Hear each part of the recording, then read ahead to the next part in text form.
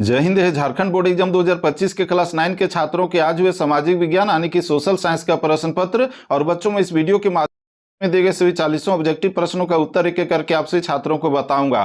तो चलिए आप लोग तैयार हो जाइए और सीरियल नंबर 1 से लेकर के 40 तक के सभी प्रश्नों के उत्तर को मिलाना शुरू कीजिए और देख लीजिए कि 40 में से आपने कितने प्रश्नों का सही जवाब देकर के आया है और कितने प्रश्नों का गलत जवाब दिया है। और बच्चों इसमें आपका जो पहला प्रश्न पूछा गया था वह है कि जब लुई 16वां फ्रांस की राजगद्दी पर आसीन हुआ उस समय उसकी उम्र क्या थी। तो बच्चों इसका जो सही उत्तर होगा आपका ऑप्शन नंबर ये होगा 20 वर्ष।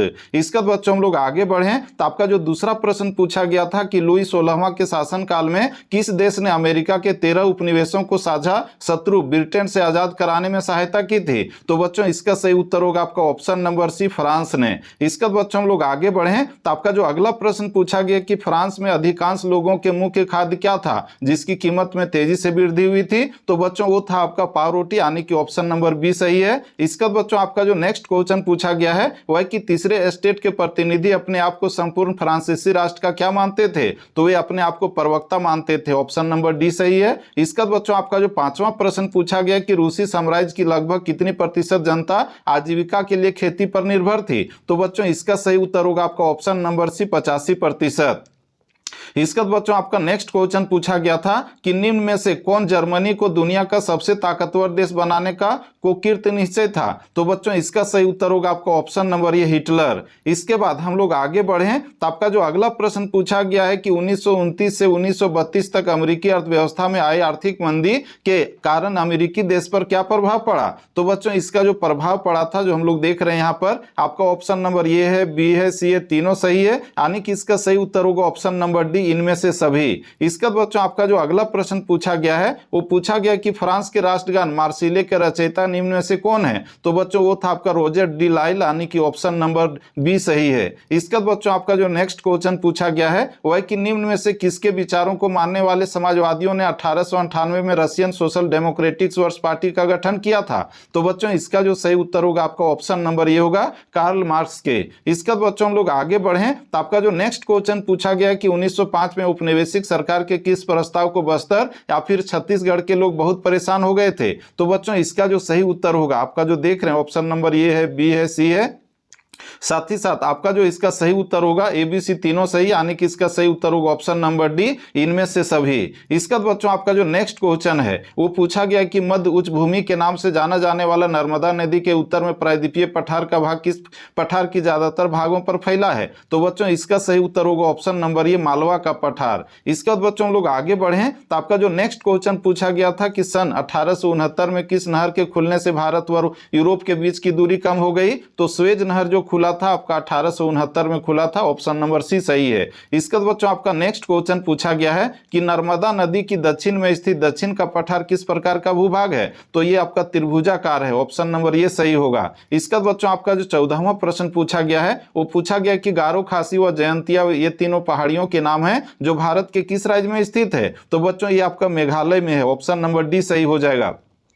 इसका बच्चों आपका जो 15वां प्रश्न पूछा गया है वह कि हिमालय की नदियां अपने मार्ग के किस भाग में तीव्र अपर्दन क्रिया करती है। तो ये जो ऊपरी भाग में करती है यानी कि ऑप्शन नंबर बी सही हो जाएगा। इसका बच्चों आपका जो नेक्स्ट क्वेश्चन है वह कि तापमान, वायुमंडल दाब, पवन, आर्द्रता तथा वर्षण ये प्रमुख रूप से किसके तत्व माने जाते हैं। तो ये माने जाते हैं मौसम और जलवायु के यानी कि ऑप्शन नंबर सी सही होगा। इसका बच्चों हम लोग आगे बढ़े तो आपका जो नेक्स्ट क्वेश्चन पूछा गया है कि ग्रीष्म ऋतु के अंत में इसमें जो पूछा गया है कि ग्रीष्म ऋतु के अंत में कर्नाटक एवं केरल में अक्सर होने वाली वर्षा को क्या कहा जाता है। तो उसको कहा जाता है पूर्व मानसूनी वर्षा। इसका बच्चों आपका नेक्स्ट क्वेश्चन है वो पूछा गया कि भारत जैसे देश के लिए सिंचाई, नौ संचालन एवं जल विद्युत निर्माण में निम्न में से किसका महत्व बहुत ज्यादा है। तो बच्चों इसमें सबसे ज्यादा महत्व आपका ऑप्शन नंबर ये हो जाएगा, नदियों का। इसका बच्चों हम लोग आगे बढ़े तो आपका जो नेक्स्ट क्वेश्चन पूछा गया है कि खासी पहाड़ी के दक्षिणी श्रृंखलाओं में स्थित निम्न में से कौन विश्व में सबसे ज्यादा औसत वर्षा प्राप्त करता है। तो मासिन राम यानी कि ऑप्शन नंबर ये सही है। इसका बच्चों आपका नेक्स्ट क्वेश्चन है वह है कि वर्ष 2045 तक चीन को पीछे छोड़ते हुए विश्व के सबसे ज्यादा आबादी वाला देश कौन बन सकता है? तो ये हमारा भारत है, 1 नंबर में पहुंचने वाला है जनसंख्या के मामले में। इसका बच्चों हम लोग आगे बढ़े तो आपका 21वां प्रश्न है कि निम्नलिखित किस देश में सिर्फ शासक दल ही चुनाव लड़ सकता है? तो बच्चों इसका जो सही उत्तर होगा आपका ऑप्शन नंबर बी होगा, मैक्सिको। ये मेरे अनुसार मैक्सिको है, आप लोगों के अनुसार क्या होगा आप लोग कॉमेंट में बताइएगा। हम जो है इसको फिर से जो है सर्च करके आप लोगों का इसका जो आंसर है उसे अगर गलत होगा ये वाला तो आपको डिस्क्रिप्शन बॉक्स में और कमेंट में डाल देंगे। इसका बच्चों आपका जो अगला प्रश्न पूछा गया है कि पाकिस्तान में लीगल फ्रेमवर्क ऑर्डर के अनुसार कौन राष्ट्रीय और प्रांतीय असेंबलियों को भंग कर सकता है? तो बच्चों इसका सही उत्तर होगा आपका ऑप्शन नंबर सी, राष्ट्रपति कर सकता है। इसका बच्चों आपका 23वां प्रश्न पूछा गया है कि विश्व के किस देश में 1958 से 61 के दौरान बड़ा अकाल विश्व इतिहास का अब तक का सबसे भयावह अकाल है? तो ये होगा आपका ऑप्शन नंबर सी, चीन, जिसमें लाखों लोग मारे गए थे। इसका बच्चों आपका अगला प्रश्न है कि किस प्रकार की व्यवस्था सभी नागरिकों की सक्रिय भागीदारी पर ही निर्भर करती है? तो ये होगा आपका ऑप्शन नंबर ये, लोकतांत्रिक। इसका बच्चों नेक्स्ट जो आपका क्वेश्चन पूछा गया 25वां प्रश्न वह है कि निम्न में से कौन सरकार के अधिकारों की सीमा तय करता है और हमें बताता है कि नागरिकों के क्या क्या अधिकार हैं? तो बच्चों इसका जो सही उत्तर होगा आपका ऑप्शन नंबर डी, जो हम लोग देख रहे हैं संविधान बताता है। इसका बच्चों हम लोग आगे बढ़े तो आपका जो 26वां प्रश्न पूछा गया कि भारत के संविधान की आत्मा किसे कहते हैं? तो इसका उत्तर होगा आपका ऑप्शन नंबर बी, प्रस्तावना। और बच्चों आप लोगों को मैंने जो बताया था इस यूट्यूब चैनल में आज सुबह में साथ ही साथ कल, तो उसमें बहुत सारा क्वेश्चन भिड़ा था, आप लोग देख सकते हैं। इसका भी उत्तर मैंने आप लोगों को कल बताया था। इसका बच्चों हम लोग आगे बढ़े तो आपका अगला प्रश्न है कि लोकतंत्र में प्रत्येक नागरिक को कौन कौन सा अधिकार प्राप्त है? तो बच्चों इसको जो है अपने मताधिकार का प्रयोग करने, चुनाव लड़कर प्रतिनिधि बनने, अपने विचारों को व्यक्त करने, यानी कि ऑप्शन नंबर डी सही होगा।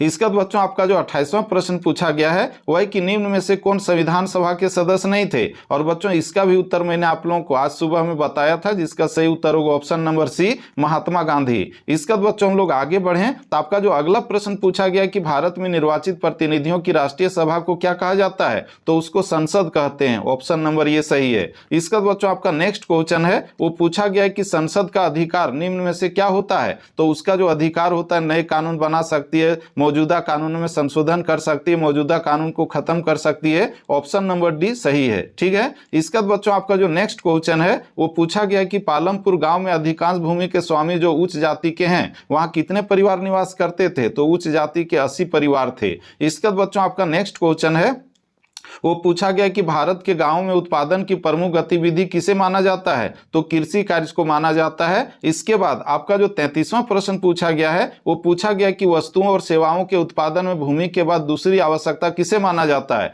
तो ये माना जाता है श्रम को, यानी कि ऑप्शन नंबर सी सही होगा। श्रम का मतलब होता है लेबर। इसका बच्चों आपका जो अगला प्रश्न पूछा गया था वो पूछा गया कि जब औजारों, मशीनों और भवनों का उत्पादन में कई वर्षों तक प्रयोग होता है तो इन्हें किस प्रकार की पूंजी कहा जाता है? तो इसको अस्थायी पूंजी कहा जाता है, यानी कि ऑप्शन नंबर बी सही होगा। इसका बच्चों आपका नेक्स्ट क्वेश्चन पूछा गया है कि पालमपुर गांव के किसान पशुओं के चारे के प्रयोग के लिए किस मौसम में ज्वार और बाजरा का उत्पादन करते थे? तो आपका सही उत्तर होगा ऑप्शन नंबर ये, वर्षा ऋतु में। इसका बच्चों आपका जो नेक्स्ट क्वेश्चन पूछा गया 36वां वो पूछा गया कि मानव संसाधन में शिक्षा और चिकित्सा सेवा के द्वारा निवेश में भविष्य में किस प्रकार का प्रतिफल प्राप्त हो सकता है? तो ये होगा आपका ऑप्शन नंबर बी, उच्च।